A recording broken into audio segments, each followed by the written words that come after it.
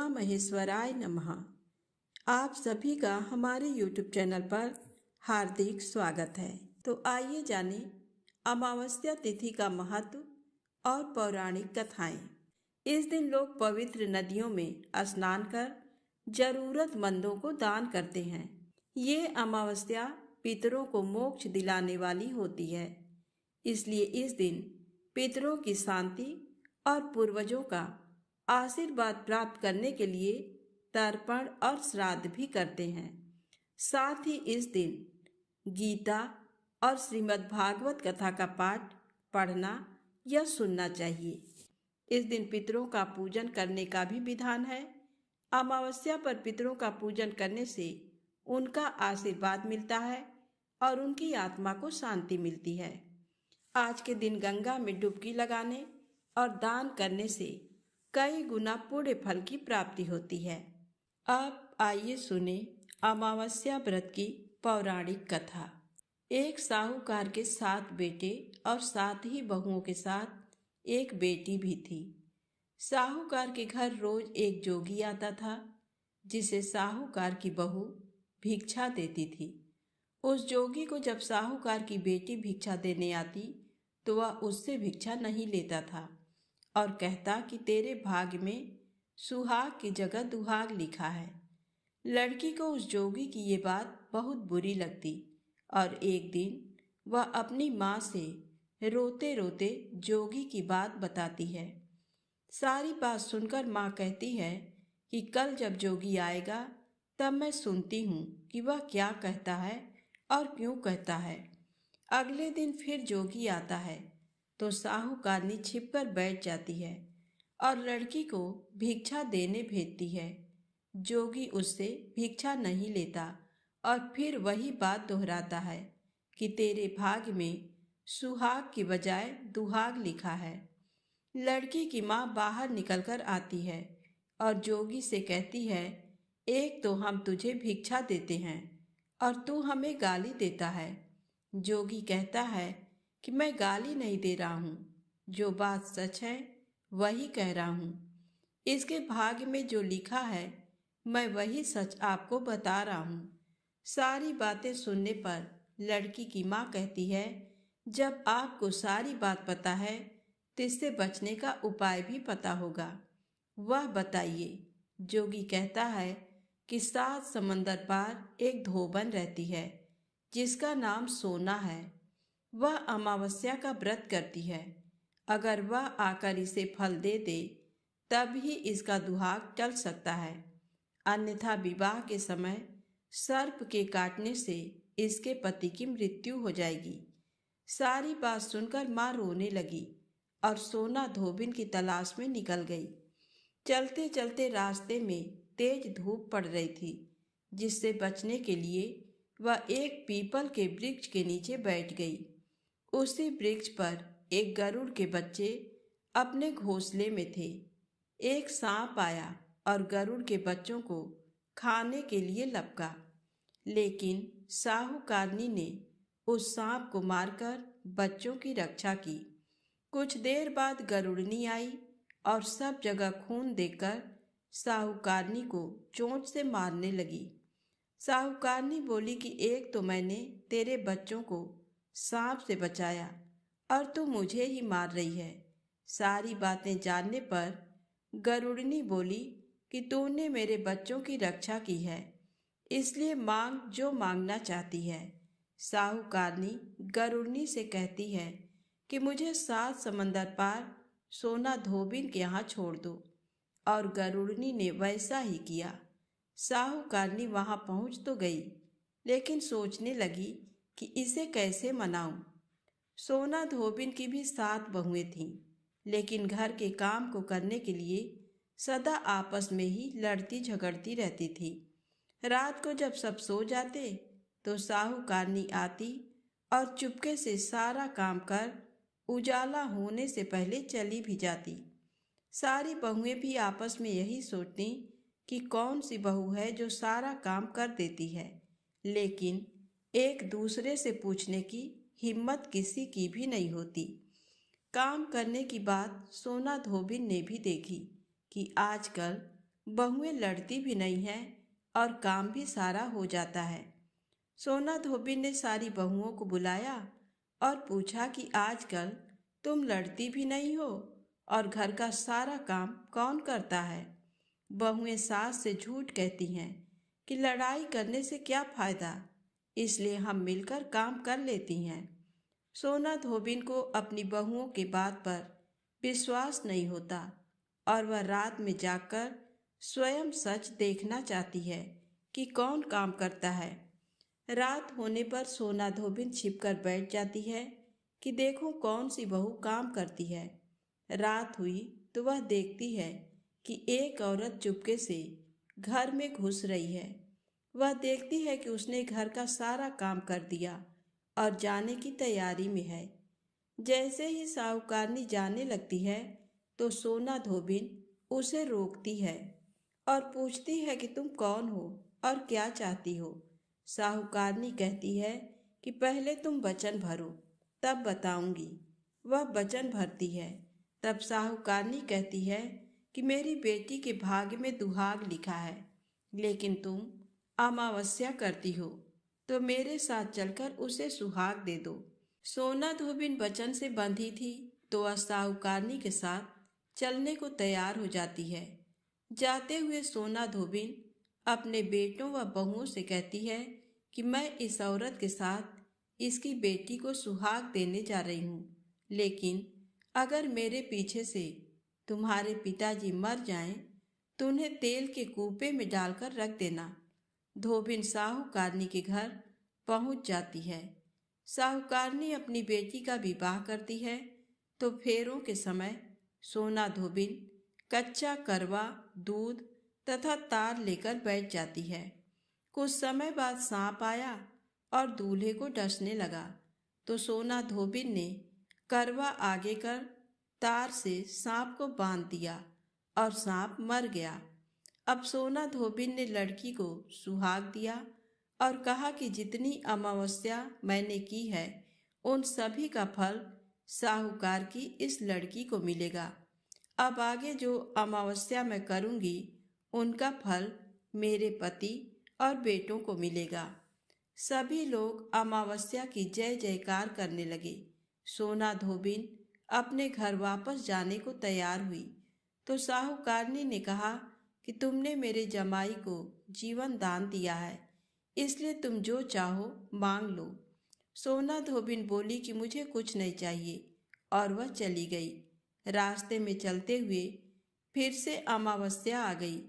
उसने पीपल के पेड़ के नीचे बैठकर कहानी कही, व्रत रखा और पीपल के पेड़ की 108 बार परिक्रमा की। पीपल के पेड़ की पूजा के बाद वह घर आती है तो देखती है कि उसका पति मरा पड़ा है। अब रास्ते में जो अमावस्या उसने की थी उसका फल अपने पति को दे दिया, जिसके प्रभाव से वह पुनः जीवित हो गया।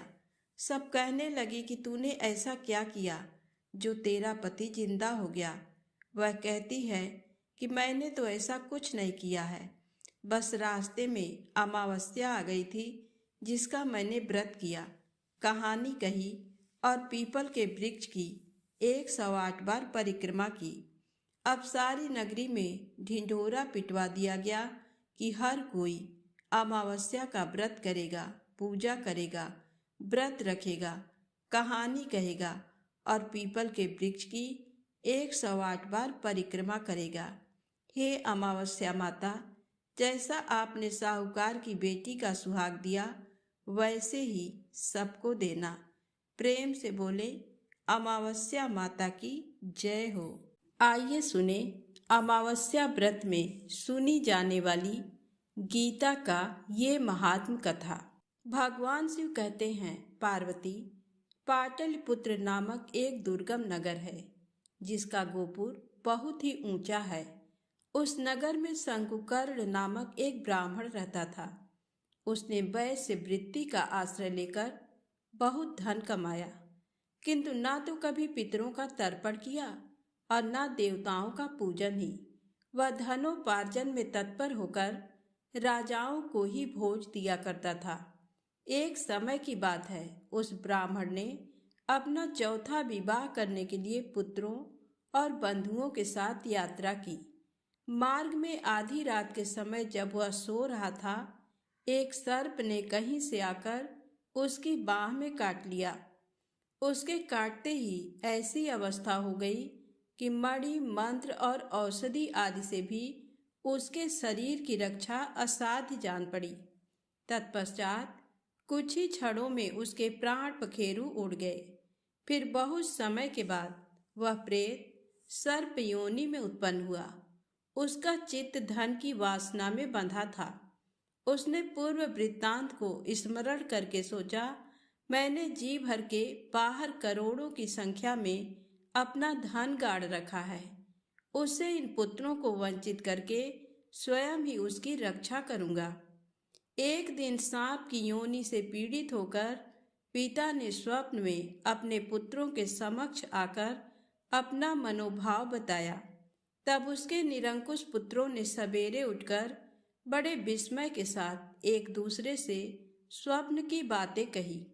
उनमें से मझला पुत्र कुदाल हाथ में लिए घर से निकला और जहां उसके पिता सर्पयोनि धारण करके रहते थे, उस स्थान पर गया।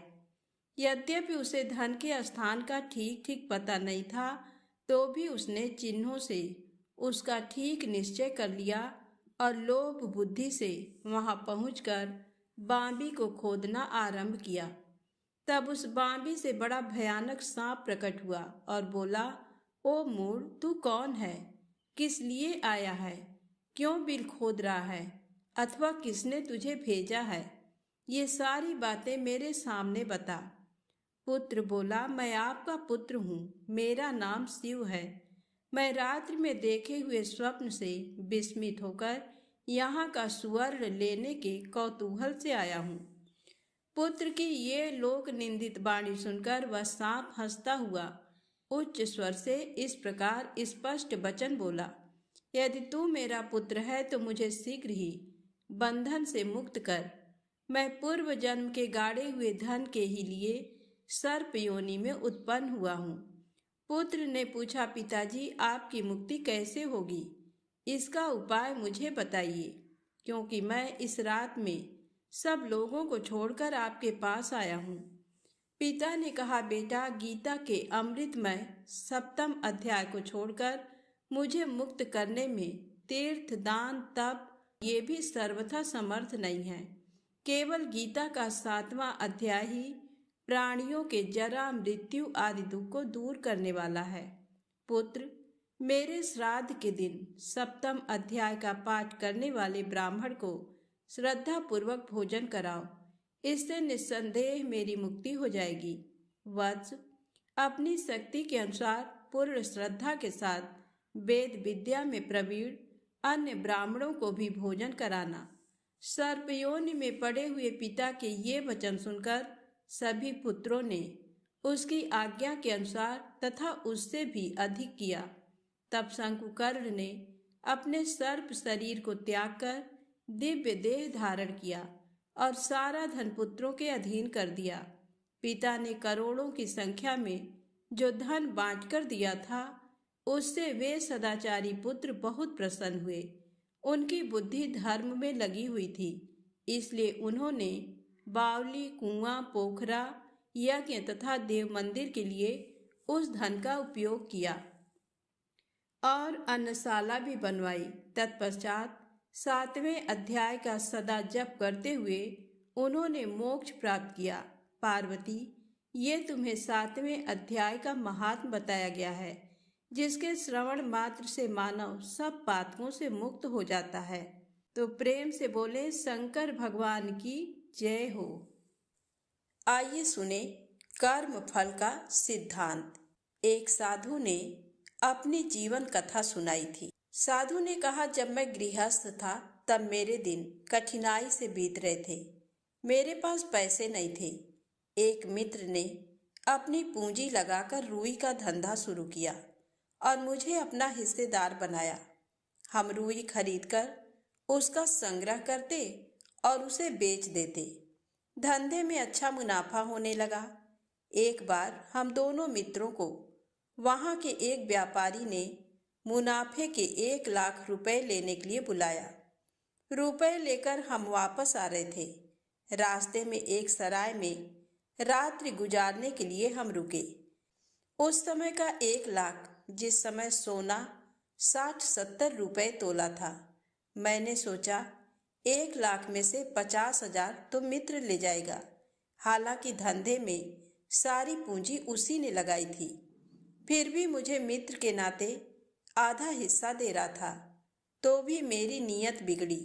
मैंने उसे दूध में जहर मिलाकर पिला दिया। लाश को ठिकाने लगाकर अपने गांव चला गया। मित्र के कुटुंबी मेरे पास आए। तब मैंने नाटक किया, आंसू बहाए और उनको 10,000 रुपए देते हुए कहा कि मेरा प्यारा मित्र रास्ते में बीमार हो गया। एकाएक पेट दुखने लगा। काफी इलाज किए, लेकिन वह हम सबको छोड़कर विदा हो गया। 10,000 रुपए देकर उन्हें लगा कि ये बड़ा ईमानदार है। 20,000 मुनाफा हुआ होगा, उसमें से 10,000 दे रहा है। उन्हें मेरी बात पर यकीन आ गया। बाद में तो मेरे घर में धन वैभव हो गया। 90,000 मेरे हिस्से में आ गए थे। मैं जलसा करने लगा। मेरे घर पुत्र का जन्म हुआ। मेरे आनंद का ठिकाना न रहा। बेटा कुछ बड़ा हुआ कि वह किसी असाध्य रोग से ग्रस्त हो गया। रोग ऐसा था कि उसे स्वस्थ करने में किसी डॉक्टर का बस न चला। मैं अपने लाडले को लेकर विदेश गया। काफी इलाज करवाए, पानी की तरह पैसा खर्च किया, बड़े बड़े डॉक्टरों को दिखाया, लेकिन कोई लाभ नहीं हुआ। मेरा करीब करीब सारा धन नष्ट हो गया और धन कमाया वह भी खर्च हो गया। आखिर निराश होकर बच्चे को भारत ले आया। मेरा इकलौता बेटा। अब कोई उपाय नहीं बचा था। डॉक्टर, वैद्य, हकीमों के इलाज चालू रखे। रात्रि को मुझे नींद नहीं आती और बेटा दर्द से चिल्लाता रहता। एक दिन बेटा मूर्छित सा पड़ा था। उसे देखते देखते मैं बहुत व्याकुल हो गया और विह्वल होकर उससे पूछा, बेटा तू क्यों दिनों दिन क्षीण होता चला जा रहा है? अब तेरे लिए मैं क्या करूं? मेरे लाडले लाल, तेरा ये बाप आंसू बहाता है। अब तो अच्छा हो जा पुत्र। मैंने नाभि से आवाज देकर बेटे को पुकारा तो वह हंसने लगा। मुझे आश्चर्य हुआ कि अभी तो बेहोश था, फिर कैसे हंसी आई। मैंने उससे पूछा, बेटा एकाएक कैसे हंस रहा है? बेटे ने कहा, जाने दो। हमने कहा, नहीं नहीं, बता क्यों हंस रहा है? आग्रह करने पर आखिर वह कहने लगा, अभी लेना बाकी है, इसलिए मैं हंस रहा हूँ। मैं तुम्हारा वही मित्र हूँ जिसे तुमने जहर देकर धर्मशाला में खत्म कर दिया था और उसका सारा धन हड़प लिया था। मेरा वह धन और उसका सूद मैं वसूल करने आया हूँ। काफी कुछ हिसाब पूरा हो गया है, केवल 500 रुपये बाकी हैं। अब मैं आपको छुट्टी देता हूँ। आप भी मुझे इजाजत दो। ये बाकी के 500 रुपये मेरी उत्तर क्रिया में खर्च डालना। हिसाब पूरा हो जाएगा। मैं जाता हूँ, राम राम। और बेटे ने आंखें मूंद ली। उसी क्षण वह चल बसा। मेरे दोनों गालों पर थप्पड़ पड़ चुका था। सारा धन नष्ट हो गया और बेटा भी चला गया। मुझे अपने किए हुए पाप की याद आई तो कलेजा छटपटाने लगा। जब कोई हमारे कर्म नहीं देखता है तब भी देखने वाला मौजूद है।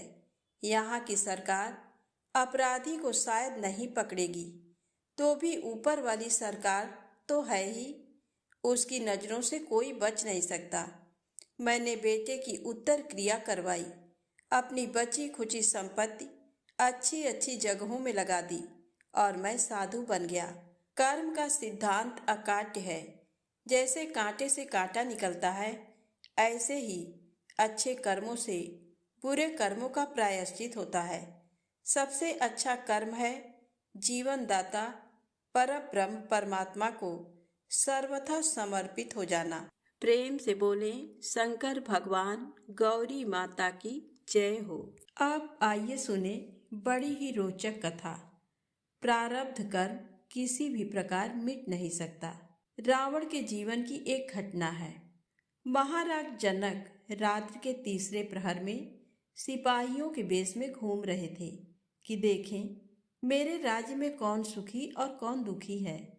घूमते घूमते एक जगह देखा कि एक माई का 6 मास का बच्चा अपनी माता के स्तन को पुनः पुनः मुख में डाल रहा है, छोड़ता नहीं है। माता जब छुड़ाने लगी तब रोने लगा। बालक की इस चेष्टा को देखकर रास्ते से जा रही एक पतिव्रता स्त्री हंसने लगी। सिपाही का वेश बनाकर घूम रहे राजा जनक ने उससे हंसने का कारण पूछा। तब वह कहने लगी, मेरे पास इतना अवकाश नहीं है जो मैं तुम्हें इस बालक और माता की कथा सुनाऊं। राजा ने समय न होने का कारण पूछा। तब वह कहने लगी, आज मेरे जीवन का अंतिम दिन है। मैं नदी पर जाकर स्नान करूंगी और पति के लिए जल की गागर भरकर घर पहुंचाऊंगी। फिर मेरे मकान की छत मुझ पर गिर जाएगी और मैं मर जाऊंगी। अंतिम समय में कुछ ईश्वर स्मरण कर लूं, इसलिए मुझे जल्दी जाना है। किंतु इतना बता देती हूँ कि वह लड़का और माता दोनों रावण की राजधानी में भंगर और उसके बेटे के रूप में जन्म लेंगे और बेटे की शादी रावण की कन्या के साथ होगी। ऐसा कहकर वह चल पड़ी। राजा जनक उसके पीछे पीछे गए और बोले, मैं राजा जनक हूँ।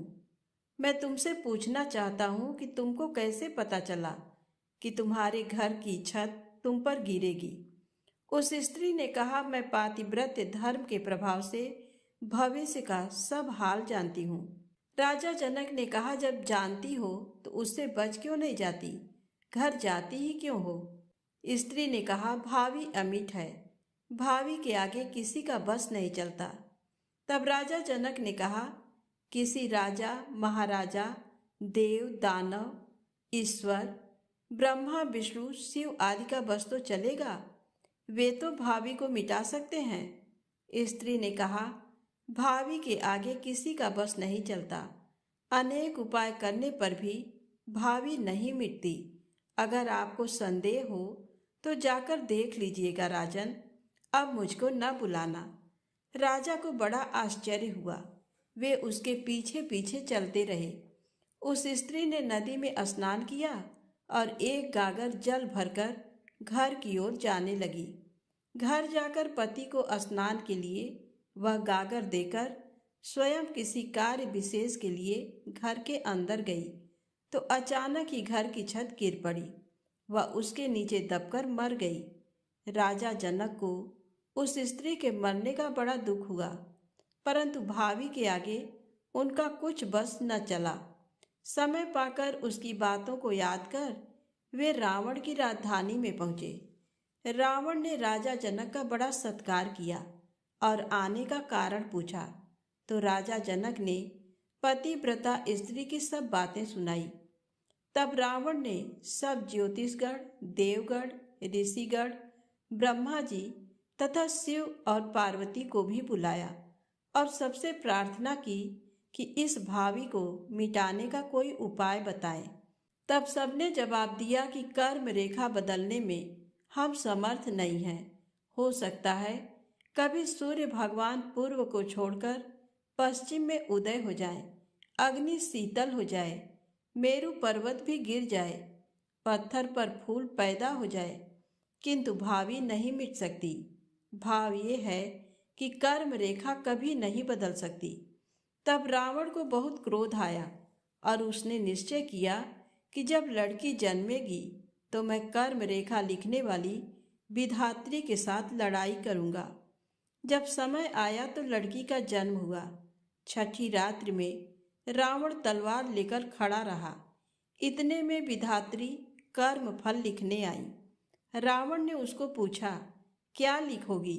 उसने कहा, पहले मैं कुछ नहीं जानती। जब मैं मस्तक पर कलम रखती हूँ तब अंतर्यामी जैसी प्रेरणा करते हैं वैसा ही लेख लिखा जाता है। लिखकर पीछे मैं बता सकती हूँ। रावण ने कहा, अच्छा, मेरे सामने मस्तक पर कलम रखो। उसने कलम रखी, अपने आप ही लेख लिखा गया। रावण ने कहा, पढ़कर सुनाओ। विधात्री ने पढ़कर सुनाया, ये कन्या अति सुंदर, पतिव्रता, सद्गुण संपन्न व शीलवती होगी, किंतु इसकी शादी भंगी के लड़के के साथ होगी, जो तुम्हारे महलों में सफाई करता है। रावण को बड़ा क्रोध आया, परंतु कर्म फल अमिट है, ऐसा विधात्री ने उसे समझाया और शांत किया। विधात्री के चले जाने के बाद रावण को फिर क्रोध आया। उसने भंगी के लड़के को मंगवाया, जो कि 6 मास का था।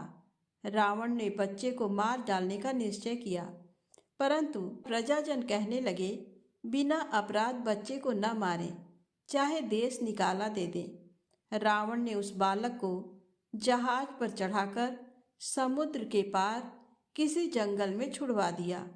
निशान के लिए लड़के के पैर की अंगुली कटवा दी। उस जंगल में किसी भी प्रकार की बस्ती न थी, अतः ये विचार किया कि ये बालक वहीं मर जाएगा, परंतु दैव उसका रक्षक है, अर्थात ईश्वर से रक्षा किया हुआ बालक वन में भी जीता रहा और दैव का मारा हुआ घर में भी मर जाता है। जब रावण ने उस बालक को वन में छुड़वा दिया, तब 3 दिन तक बालक भूखा रहा और अपने हाथ का अंगूठा चूसता रहा। ब्रह्मलोक में पुकार पहुंची कि बालक भूखा क्यों रह गया है। ब्रह्मा जी ने विधात्री को आज्ञा दी, तुम इस बालक को दूध पिलाया करो और इसका पालन करो। उस बालक के लिए विधात्री वहां आया करती थी तथा उसका अच्छी तरह पालन पोषण करती और हर प्रकार की उत्तम शिक्षा भी दिया करती थी। उसने बालक को जल पर तैरने की विद्या तथा जहाज बनाना सिखा दिया, शास्त्र विद्या भी पढ़ा दी। जब बालक चतुर हो गया तथा धर्म में निपुण हो गया और उसकी आयु 18 वर्ष हो गई, तब विधात्री ने अपने द्वारा बनाए हुए जहाज पर बिठाकर उसे दूसरे टापू में भेज दिया। वहां का राजा बिना संतान के मर गया था। राजमंत्रियों ने सलाह की और निर्णय किया कि जो पुरुष अमुक दिन प्रातःकाल शाही दरवाजा खुलते ही सबसे पहले मिलेगा, उसी को राजगद्दी पर बिठाएंगे। दैव योग से उस दिन शाही दरवाजा खुलने पर वही युवक पहले मिल गया। राजमंत्रियों ने इसको राजगद्दी पर बिठाकर इसका नाम दैवगति रख दिया। वह विधात्री से शिक्षा पा चुका था, इसलिए प्रजा पालन में बड़ा निपुण था। उसका यश चारों दिशाओं में फैल गया।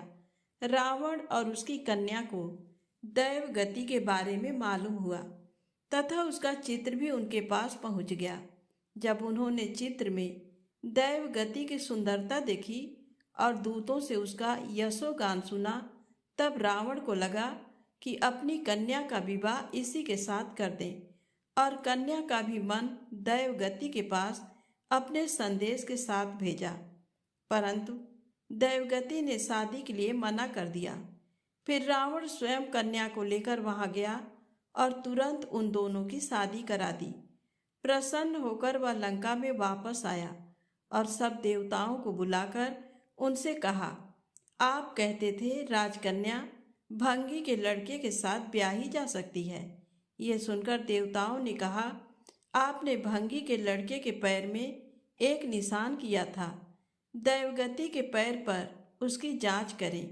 निशान देखने पर दैवगति भंगी का ही लड़का पाया गया। तब देवताओं ने रावण को समझाया कि कर्म रेखा कभी नहीं मिटती। तो प्रेम से बोले, राधे राधे, जय श्री कृष्णा।